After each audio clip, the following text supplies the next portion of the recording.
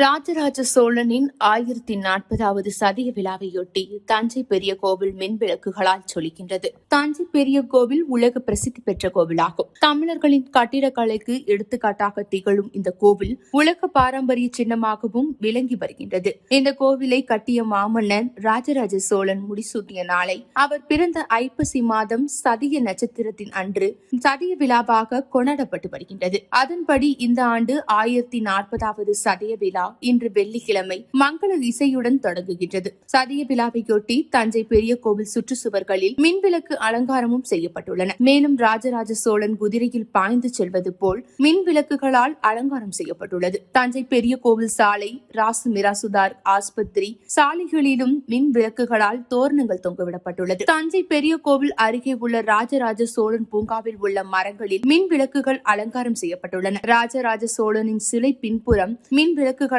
அலங்காரம் செய்யப்பட்டுள்ளது. இது பார்ப்பதற்கு மிகவும் அழகாக காட்சியளிக்கின்றது. ராஜராஜ சோழன் சிலை எதிரே உள்ள ரவுண்டானா, தஞ்சை காந்திஜி சாலை, புது ஆற்றுப்பாலம் ரவுண்டானா ஆகியவற்றிலும் மின் விளக்குகளால் அலங்காரம் செய்யப்பட்டுள்ளன. தஞ்சை பழைய பஸ் நிலையம் அருகே உள்ள பெரியார், அண்ணா, கருணாநிதியின் சிலைகளுக்கு பின்னால் மின் விளக்குகளால் அலங்காரம் செய்யப்பட்டுள்ளது. தஞ்சை மாநகராட்சி அலுவலகம், நூலகமும் மின் விளக்குகளால் ஜொலிக்கின்றன.